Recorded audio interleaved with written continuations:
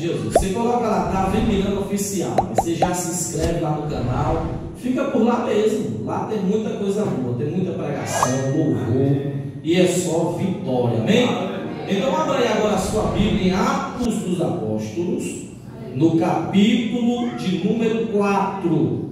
Glória a Deus. Atos dos Apóstolos, capítulo de número 4, versículo de número 31, para a nossa meditação. Atos capítulo 4, versículo 31. Jesus é bom, que Ele sabe amar. Quem encontrou, diga: eu vou morar no céu.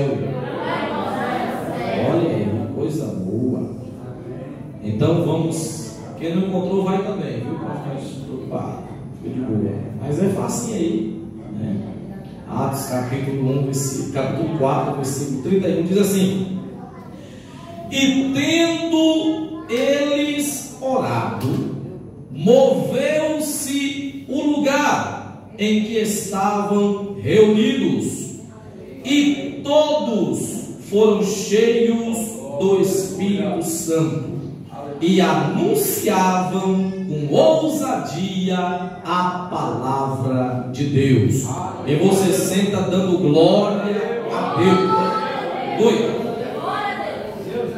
Queridos irmãos, a palavra que nós lemos, ela é conhecida da igreja. É uma palavra que nós já temos uma certa familiaridade. É uma palavra que nós já conhecemos, onde fala sobre um momento, um episódio em que aconteceu com a igreja do Senhor Jesus. Os irmãos sabem muito bem que a igreja primitiva, ela é a igreja modelo, é a igreja que nós, como servos do Senhor, seguimos o modelo dessa igreja. Uma igreja abençoada, uma igreja próspera, uma igreja que estava em fase de crescimento desde o dia da descida do Espírito Santo sobre a igreja, desde o momento em que o Espírito desceu sobre a igreja. A partir desse momento nós percebemos o crescimento, a expansão da igreja, essa igreja que se tornou uma igreja poderosa, uma igreja exemplar, uma igreja diferenciada, uma igreja compromissada, uma igreja que amava a palavra de Deus e principalmente a presença do Senhor. Se os irmãos lerem o livro de Atos dos Apóstolos, conhecido também como Atos do Espírito Santo. Por que isso? Porque nós presenciamos e notamos a presença do Espírito Santo trabalhando no meio da igreja. Desde o dia em que o Espírito desceu sobre a igreja, o Espírito permaneceu com a igreja, e até hoje o Espírito Santo continua operando no meio da igreja do Senhor. Nós iremos notar que o Espírito do Senhor atuando e trabalhando no meio dos irmãos. Se vocês lerem o livro de Atos, os irmãos irão perceber o momento em que o Espírito de Deus ele separa pessoas para a sua obra. Como no capítulo 13 de Atos diz que eles estavam na igreja e de repente o Espírito Santo falou no meio da reunião dizendo: separai-me para mim Paulo e Barnabé para a obra que os tenho chamado. Nós iremos notar por muitas vezes o Espírito Santo guiando a igreja, conduzindo os apóstolos, como no capítulo 16 de Atos. Diz a Bíblia que Paulo e a sua comitiva queriam ir pregar na Ásia Menor, e o Espírito Santo impediu dele ir pregar nesse lugar. E mais uma vez ele tentava ir para Bitínia, e o Espírito Santo impediu mais uma vez deles irem pregar. E à noite, a Bíblia diz que em Troade, o apóstolo Paulo tem uma visão de uma pessoa dizendo: olha, passa na Macedônia e nos ajude.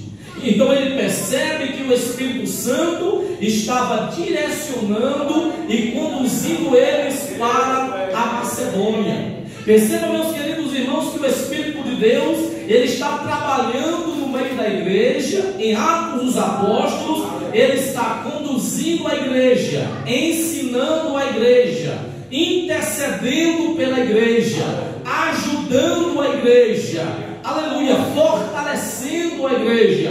É o Espírito Santo que está operando no meio da igreja. E em Atos nós iremos notar várias vezes os discípulos sendo tomados pelo Espírito de Deus e sendo cheios do Espírito Santo. Esse livro de Atos, ele foi escrito por Lucas, o médico amado. Os irmãos sabem muito bem que Lucas, ele escreveu 2 livros. O primeiro é o Evangelho de Jesus, que leva o nome de Lucas. Ele escreve tanto o Evangelho como o livro de Atos. Essas 2 grandes obras, Lucas escreve para um certo homem chamado Teófilo. Ele escreve para este homem e ele escreve falando sobre a história de Jesus, os acontecimentos, o que aconteceu com Jesus e toda a obra do Senhor Jesus. Provavelmente Teófilo era um homem muito importante na sociedade, porque Lucas chama ele de o excelentíssimo Teófilo. Ele escreve para este homem falando detalhadamente, minuciosamente sobre a história de Jesus e sobre os acontecimentos, aleluia, da igreja do Senhor Jesus. Mas eu quero me ater aqui com os irmãos no capítulo de número 4 de Atos, que é exatamente o momento em que a Bíblia descreve que Pedro e João são usados pelo Senhor para curar um homem que estava em uma porta chamada Formosa, porta do templo, um homem que estava pedindo esmolas. E diz a Bíblia que Pedro, olhando para ele, diz: nós não temos prata, nós não temos ouro, mas o que temos, isso nós vamos te dar agora. Em nome de Jesus, levanta-te e anda. Diz a Bíblia que aquele homem ficou olhando para ele, e a história nos diz que Pedro, estendendo as mãos, colocou aquele homem de pé, e ele recebeu o milagre e entrou no templo louvando e glorificando a Deus pelo milagre que havia recebido. Quando isso acontece, a Bíblia diz que esses homens, Pedro e João, são pegos e são levados diante das autoridades que haviam naquela época. Eles são levados para o Sinédrio, e ali eles são interrogados pelos os mestres que havia na época. Eles são interrogados pelos sacerdotes, eles são interrogados pelos homens que haviam ali, as autoridades que se reuniram e começaram a interrogar a Pedro e a João com que autoridade eles estavam fazendo aquilo e em que nome eles estavam realizando tudo aquilo. E Pedro aproveita o momento e começa a pregar sobre Jesus e começa a dizer: tudo isso que aconteceu com este homem, aleluia, aconteceu através do nome de Jesus, aquele que vocês crucificaram, aquele que vocês mataram, aquele que vocês fizeram atrocidades contra ele. É através desse nome que este homem que era coxo agora está curado e está glorificando a Deus. Glória! E a Bíblia diz que Pedro e João, querido pastor Valmir, são proibidos de pregar e de anunciar e de falar sobre o nome de Jesus. Eles são proibidos de pregar sobre o Cristo ressurreto. E Pedro, olhando para ele, começa a dizer: olha, nós não podemos deixar de falar desse Jesus, daquilo que nós ouvimos, daquilo que nós vemos, daquilo que nós presenciamos. Nós estivemos ao lado de Jesus, nós andamos com ele, nós vimos o que ele fez, o que ele realizou, o que ele operou no meio do povo. Nós não podemos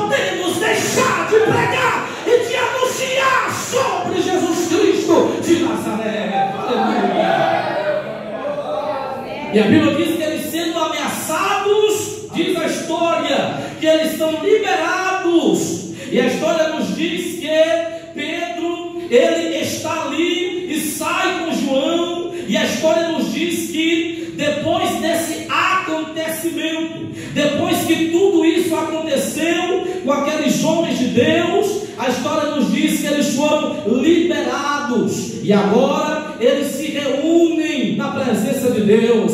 Pedro, João e os demais irmãos se reúnem em oração e eles começam a conversar com Deus. E é aqui onde eu quero começar a pregar a poderosa palavra de Deus.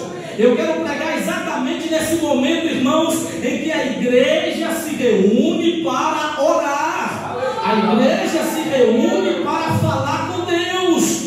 A igreja se reúne para glorificar e exaltar o nome do Senhor e por tudo aquilo que o Senhor havia feito no meio deles. Então, o capítulo de número 4, do versículo de número 24 ao versículo de número 31, é a igreja orando, é a igreja falando com Deus, é a igreja glorificando o nome do Senhor. O que eu quero que os irmãos entendam é que a igreja primitiva era uma igreja de oração, era um povo corajoso. Eles não tinham preguiça de orar, eles não tinham preguiça de clamar a Deus, eles não tinham preguiça de jejuar, eles não tinham preguiça, aleluia, de fazer a vontade de Deus.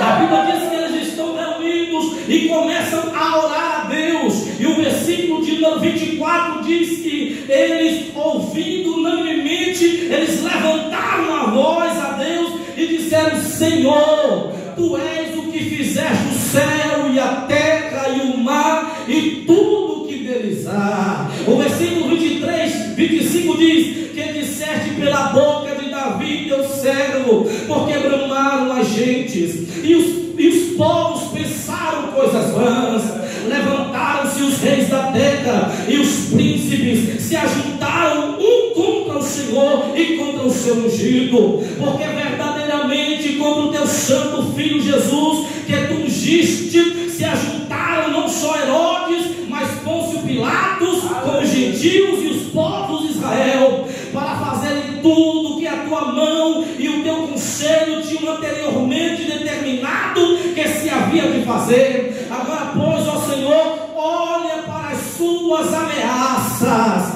e conceda aos teus servos que falem com toda ousadia a tua palavra. Pregador, o que é isso aqui? É a igreja orando, meus irmãos. É a igreja falando com Deus e dizendo: o Senhor viu o que aconteceu, o Senhor viu como nós estamos sendo perseguidos, o Senhor está vendo o que nós estamos passando. Irmãos, problemas da igreja, problemas que nós passamos, o que nós enfrentamos, tem que ser contado para Jesus. Aquilo que você passa, aquilo que você está vivenciando, o que você estiver passando, Jesus está dizendo: conte para mim, porque às vezes nós perdemos tempo contando para A e para B que não pode resolver. Às vezes você conta para um, conta para outro e se esquece de contar para Jesus. Conta para Ele os teus problemas, conte para Ele o que você está passando, conte para Ele as ameaças que tu tens enfrentado, conte para Ele as perseguições que você tem encarado, conte para Ele as tuas aflições. Ele é poderoso para resolver qualquer tipo de problema, porque Ele é Deus, Ele é Deus, Ele é Deus, Ele é Deus, Ele é Deus. Alguém pode glorificar esse Deus? O que eu quero que vocês entendam é que a igreja está contando para Deus o que eles estavam passando, o que eles estavam vivenciando. E diz a Bíblia que enquanto eles estão orando, eu notei aqui, meu querido pastor Valmir, pastor Dorge, eu percebi aqui pelo menos 2 pedidos específicos que a igreja primitiva eles fazem para o Senhor. Eles estão em oração, mas é uma oração com propósito. Eles estão em oração, mas é uma oração com objetivo, porque tem gente que ora e às vezes não ora com propósito, ora, mas não ora com objetivo. Tem oração que você tem que ter propósito. Tem oração que você tem que ter uma causa, um objetivo, um foco a ser alcançado. E a igreja faz pelo menos 2 pedidos para o Senhor aqui dentro dessa oração. O primeiro pedido que a igreja faz ao Senhor Jesus é exatamente este. O versículo de número 29 diz que eles pedem ao Senhor para que o Senhor o pudesse usá-los com ousadia para pregar a sua poderosa palavra. Oh, aleluia! Eles pedem ao Senhor, dizem: Senhor, nós pedimos ao Senhor para que quando nós formos falar a tua palavra, quando nós formos pregar a tua palavra, nós queremos pregar a tua palavra com ousadia, com autoridade. Nós queremos pregar com ousadia a tua palavra. Não adianta pregar sem ousadia. Tem que pregar, mas tem que ter ousadia na pregação. Eu acho interessante quando Jesus pregava. Não sei se vocês já leram a mensagem de Jesus, o maior sermão de Jesus. Sabe onde é que se encontra? Começa no capítulo 5 de Mateus e termina no último versículo do capítulo 7. A Bíblia diz que é o maior, a história diz que é o maior sermão que Jesus pregou. Ele começa no capítulo 5, o sermão das bem-aventuranças. Jesus fala sobre diversos assuntos. E eu acho lindo, o pastor Valmir, é quando Jesus está encerrando o seu sermão. O capítulo 7 de Mateus diz que quando Jesus estava concluindo o seu discurso, diz a história que ele conclui o seu discurso com autoridade. Ele pregava com autoridade, ele anunciava com ousadia, e não como os outros mestres que pregavam e não tinha graça nenhuma. Jesus era diferente, pregava, mas tinha autoridade no seu discurso. Pregar por pregar não vale a pena. Anunciar a palavra por anunciar não vale a pena. Tem que ter ousadia. E a igreja primitiva pede ao Senhor: nós queremos pregar a sua palavra com ousadia. Receba nessa noite ousadia de Deus. Quem vai buscar de Deus, receba aí ousadia. Recebe aí autoridade. Recebe aí, crente. Recebe graça. Recebe poder. Recebe o céu. Recebe autoridade para pregar a palavra. Eu estou sentindo a glória dele aqui. Tem ousadia aqui nessa noite. Jesus vai levantar pessoas aqui com ousadia. Jesus vai levantar pregador aqui com ousadia. Jesus vai levantar irmãos aqui com ousadia. Jesus vai usar obreiros aqui com ousadia. Jesus vai usar a igreja com ousadia para pregar a palavra. Esse é o primeiro pedido da igreja. O segundo pedido da igreja é exatamente este. Está no versículo de número 30. Eles pedem ao Senhor para que, ao estender as mãos, o Senhor possa usá-los para curar os enfermos. Meu Deus, deixa eu dizer uma verdade aqui para a igreja. Esse negócio de milagre, esse negócio de cura, esse negócio da pessoa ser curada, isso aí, irmãos, é coisa que Deus deu para a igreja. Os sinais hoje em dia estão tão escassos, o negócio está tão raro, é que quando acontece um milagre no nosso meio, as pessoas ficam assustadas. Por quê? Porque há muito tempo não se vê mais. E você não entendeu até hoje. Milagre, cura, libertação, transformação é coisa que papai deu à igreja. Está nas mãos da igreja, é comum, é natural, tem que ser comum no nosso meio. O paralítico andar, o cego enxergar, o mundo falar. Oh, meu Deus, recebe aí da parte de Deus.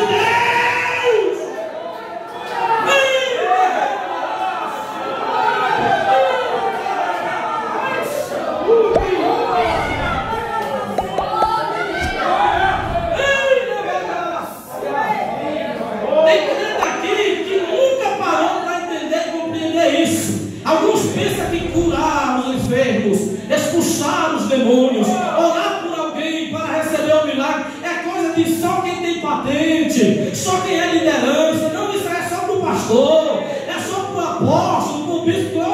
Conversa fiada, meu filho.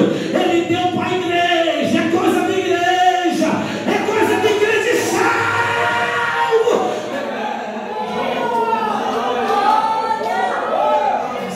O Senhor quer te usar. O Senhor quer te usar de uma forma poderosa.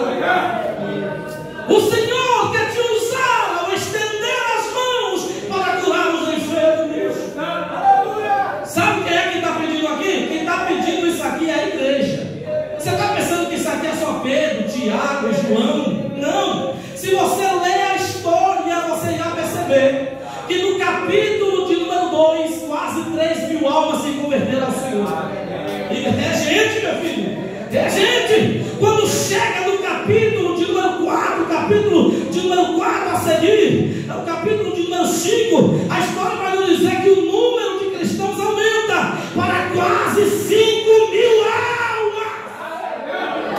É 5.000 pessoas orando e dizendo: queremos ousadia para pregar a palavra, mas queremos também ser usados para operar milagres, milagres, milagres. Jesus quer te usar, Jesus quer te usar, Jesus quer te usar. Jesus quer usar essa igreja aqui. Eu quero profetizar que milagres dentro desse tempo. Eu quero profetizar milagres nas ruas dessa cidade. Eu quero profetizar em nome de Jesus. O Senhor vai te usar. Deus vai te mostrar o endereço. Deus vai te levar em lugares. Deus vai te usar para orar e os enfermos serem curados. Recebe, recebe, recebe, recebe, recebe, recebe a autoridade de Deus nessa noite.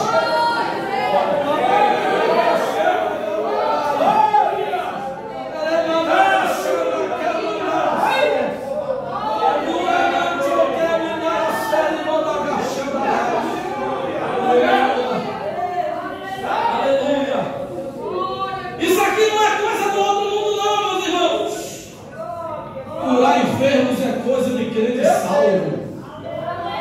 Não é coisa de outro mundo, não, meu pastor. Estender as mãos por alguém para receber o milagre é natural, tem que ser comum no nosso meio. Aleluia. Aleluia. Aleluia. Pregadores aprenderam isso com quem? Quem ensinou eles a isso?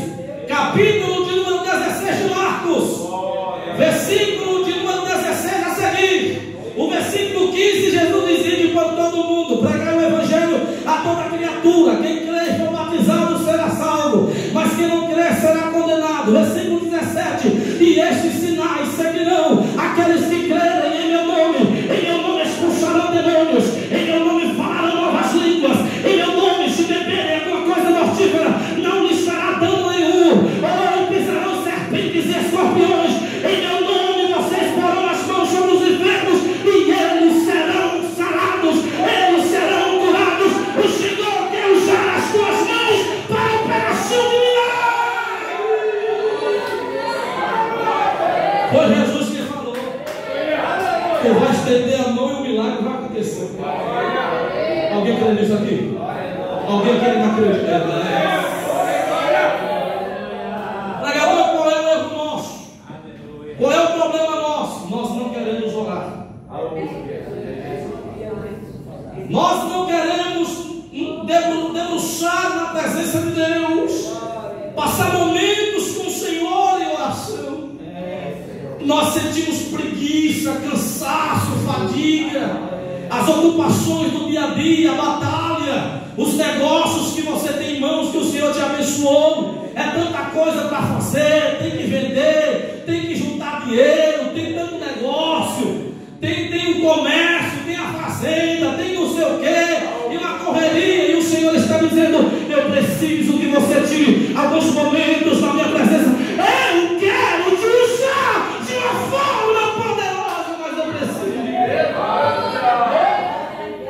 Sabe o que é que o Senhor está dizendo? Eu preciso de um tempo. A igreja primitiva tinha isso. Não é que eles não tinham outras ocupações, eles tinham, mas eles tinham também o momento de orar e buscar a Deus. O exemplo é tão grande que quando acontece isso com Pedro e João, aqui está o exemplo, eles se reúnem para orar. Aleluia! Ao contrário de alguns que quando são perseguidos, atacados e oprimidos, fogem da oração, abandonam o jejum, fogem da presença. E quando você foge, quando você não ora, quando você não se prostra diante dele, a situação piora ainda mais. A igreja primitiva é diferente.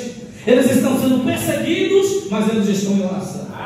Querem matar eles, meu pastor Dote, mas eles estão em oração. Querem tirar a vida de Pedro, Tiago, João, os apóstolos, mas eles estão em oração. A igreja está orando, e quanto mais era perseguida, mais ela crescia, mais avançava, mais o Senhor manifestava a sua glória no meio do povo. Agora eu tenho porque o Senhor me deu essa palavra para trazer essa noite para os irmãos.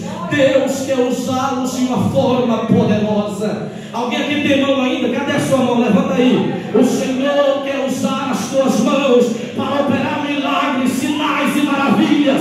O Senhor quer te usar. Alguém tem joelho ainda? Tem joelho ainda? O Senhor quer usar os teus joelhos. Dobre os seus joelhos diante dele. Passa momentos com Deus. Consagre jejum. Para de preguiça. O Senhor quer te usar de forma Eles oram a Deus e eles pedem a Deus: olha, nós queremos, Senhor, estender as mãos e os enfermos serem curados. Nós queremos estender as mãos e as pessoas receberem a cura. E eles continuam, olha aqui para mim, eles continuam, eles vão muito mais além. Eles dizem para o Senhor: nós queremos estender as mãos para curar. E nós queremos também, aleluia, fazer sinais, prodígios pelo teu santo nome, o Filho do Senhor Jesus.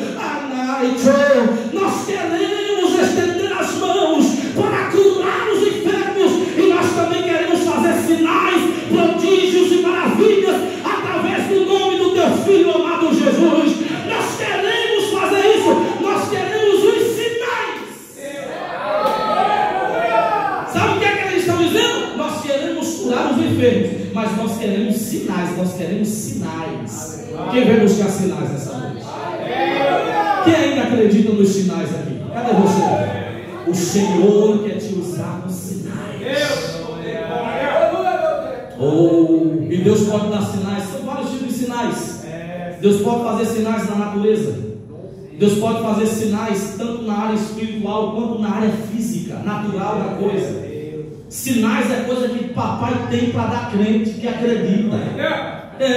Tem gente que desafia, tem gente que te desafia, tem gente que fala de você, o Senhor está dizendo: se você tivesse intimidade, se você orasse mais, eu ia te usar com sinais, e os incrédulos teriam ter que ver e contemplar que eu sou Deus na tua vida. Ele é o Senhor e Ele pode nos dar sinais. Jesus disse: se vocês crerem, se vocês tiverem fé, nem que seja do tamanho de um grão de mostarda, e dizer a este monte: sai daqui e vai para tal lugar, vai acontecer o milagre. Sinais. Ele é o Deus que dá sinais em cima, é o Deus que dá sinais embaixo, é o Deus que dá sinais. O Senhor está dizendo: eu quero usar a minha igreja com sinais neste lugar. Eu quero usar a minha cidade com sinais neste lugar. Eu quero usar as irmãs com sinais neste lugar.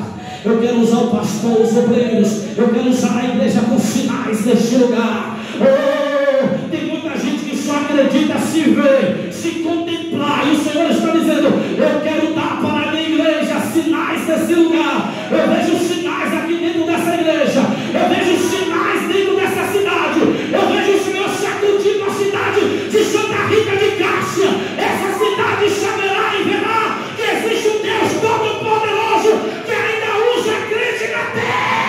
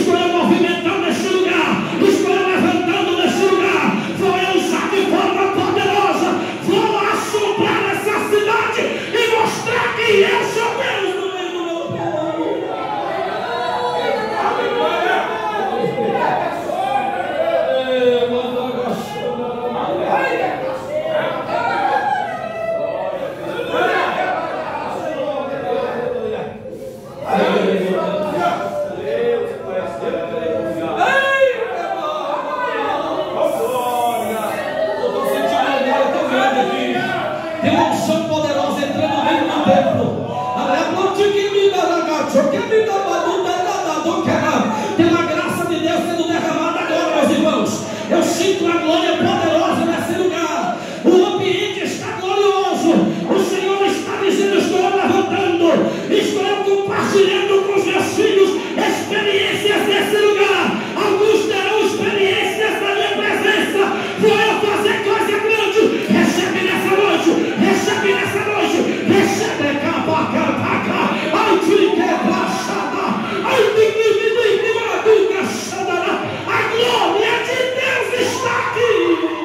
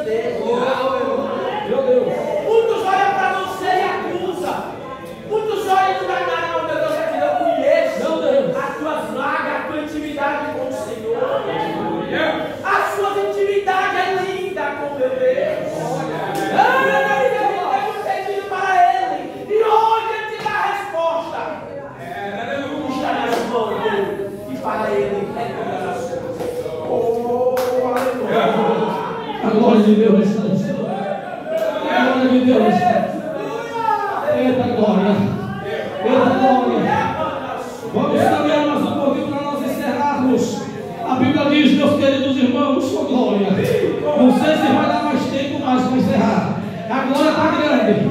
A Bíblia diz que enquanto eles pediam ao Senhor, enquanto eles falavam com o Senhor, diz a Bíblia, a primeira resposta da oração, o primeiro resultado da oração vem agora, o resultado do clamor vem agora. A Bíblia diz que tendo eles, aleluia, enquanto eles oravam, a Bíblia diz que tendo eles orado, moveu-se o lugar, moveu-se o lugar. Pregador, que é isso? A igreja estava orando e o ambiente de oração, a localidade que eles estavam, começou a tremer na presença de Deus. O lugar foi movimentado como nessa noite.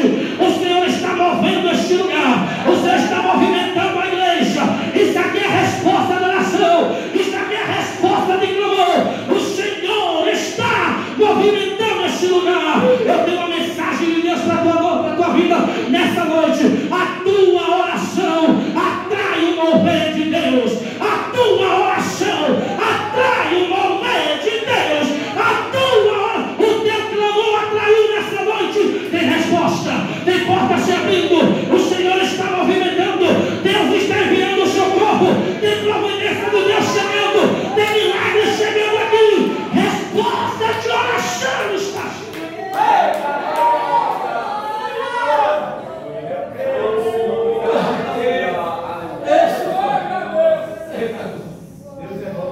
Esse foi o primeiro resultado, meus irmãos. Como sinal de que o Senhor estava ouvindo a oração. O lugar movimentou-se. Moveu-se o lugar. Tu sabe o que é você estar orando, de repente recebe aquele vento, aquela graça, aquele sopro de Deus e tomando o ambiente e o lugar tremendo. Isso aqui me lembra do capítulo 16 de Atos dos Apóstolos, quando Paulo e Silas estavam na prisão, e diz a Bíblia que eles oravam ao Senhor e cantavam hinos a Deus. De repente houve um tão grande terremoto que sacudiu, movimentou o lugar, e as cadeias se caíram de todas, as portas se abriram. Há momentos que quando Deus movimenta o lugar, é abrindo porta, pastor. Quando Deus movimenta o lugar, é para dar vitória a crente. Quando Deus movimenta o lugar, é para dar vitória ao seu povo. E nessa noite tem vitória aqui. Moveu o lugar. Segundo, a Bíblia diz: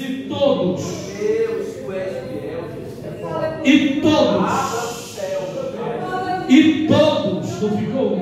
Todos foram cheios do Espírito Santo.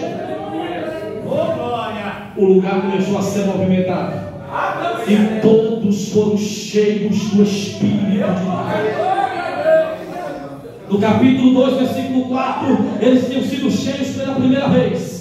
Mas quando chega no capítulo de número 4, versículo 31, diz a Bíblia que mais uma vez, pela segunda vez, o Senhor enche a igreja do Espírito Santo. Crente vazio não tem graça. Crente vazio não adianta você lidar com ele. Crente vazio dá trabalho na igreja. Crente vazio só dá dor de cabeça. Crente vazio fala mal do companheiro. Crente vazio xinga todo mundo e fala mal de todo mundo. Crente vazio é contendeiro, brigador. E Paulo está dizendo no capítulo 5 aos Efésios, versículo de número 18: não vos embriagueis com vinho em que há contenda, mas enchei-vos do Espírito Santo. E alguém cheio nessa noite? Cadê o crente cheio? Cadê os cheios nessa noite? Seja cheio do Espírito de Deus. Crente cheio do Espírito Santo é bom de lidar com ele. Crente cheio do Espírito Santo gosta de orar.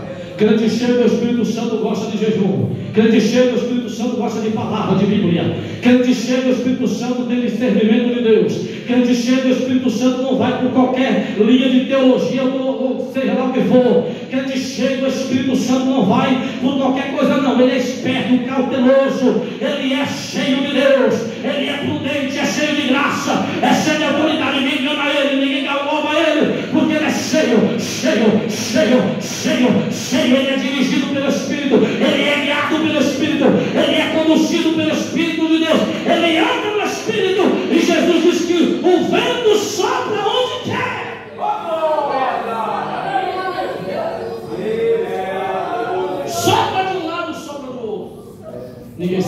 e venham para mim, Pai.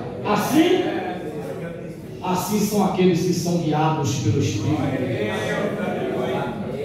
Ele é tão cheio de Deus que ele está aqui, de repente já está em outro lugar.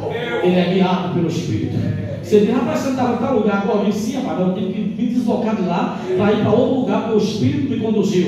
Aí quando você entra em contato com ele, ele já não está mais naquele lugar. Ele já foi tirado daquele lugar, já foi para outro lugar. O Espírito Santo conduzindo ele. Isso aqui me lembra do evangelista Filipe, quando acabou de batizar o eunuco. A Bíblia diz que de repente ele foi trasladado e apareceu em outra cidade chamada Azoto. É quem é guiado pelo Espírito de Deus assim. A Bíblia diz que Elias era tão cheio do Espírito de Deus que no dia que ele subiu para o céu, a Bíblia diz que o redemoinho, o Senhor Deus o arrebatou, o tirou e o levou, aleluia, para cima. Grande cheio do Espírito Santo, ele é conduzido pelo Espírito, ele é guiado pelo Espírito, ele é controlado pelo Espírito, ele é dominado pelo Espírito. E aqui tem grande cheio, aqui tem grande cheio do Espírito, aqui tem grande cheio do Espírito. E eu encerro com o último que diz, que a Bíblia diz que eles saíram daquele ambiente, meu pastor, e saíram para anunciar a palavra. Terminou de orar, agora vamos anunciar a palavra. E saíam anunciando a palavra de Deus.